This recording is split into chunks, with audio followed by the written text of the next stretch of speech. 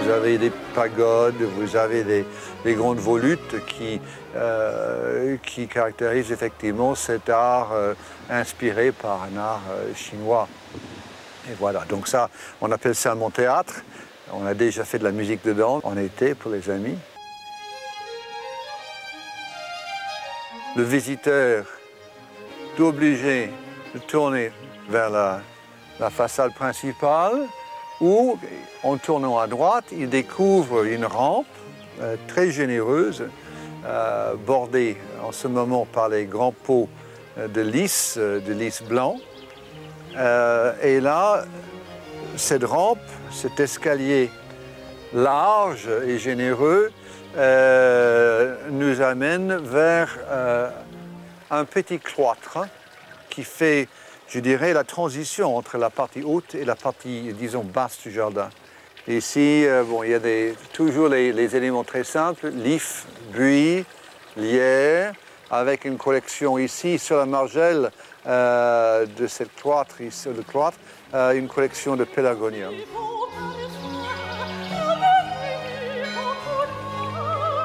Il y a beaucoup de choses.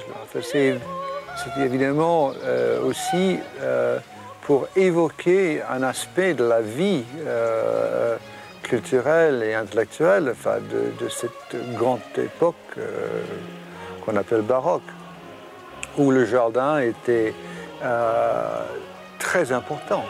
Un jardin faisait partie effectivement d'une vie civilisée, une vie où la musique, la peinture, tous les arts, n'est-ce pas, pouvaient être réunis afin justement de créer une sorte d'utopie, une Arcadie,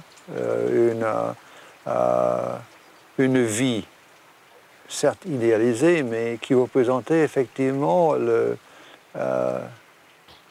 l'intelligence de l'homme. Maintenant, en quittant les allées, vous avez une vue sur ce que j'appelle mon jardin italien.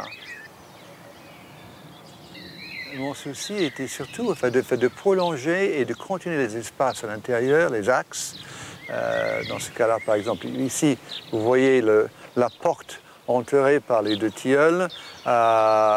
Et là, j'ai créé cet axe qui traverse le jardin. Je parle de cela parce que c'est peut-être l'axe sur le plan architectural le plus spectaculaire du jardin.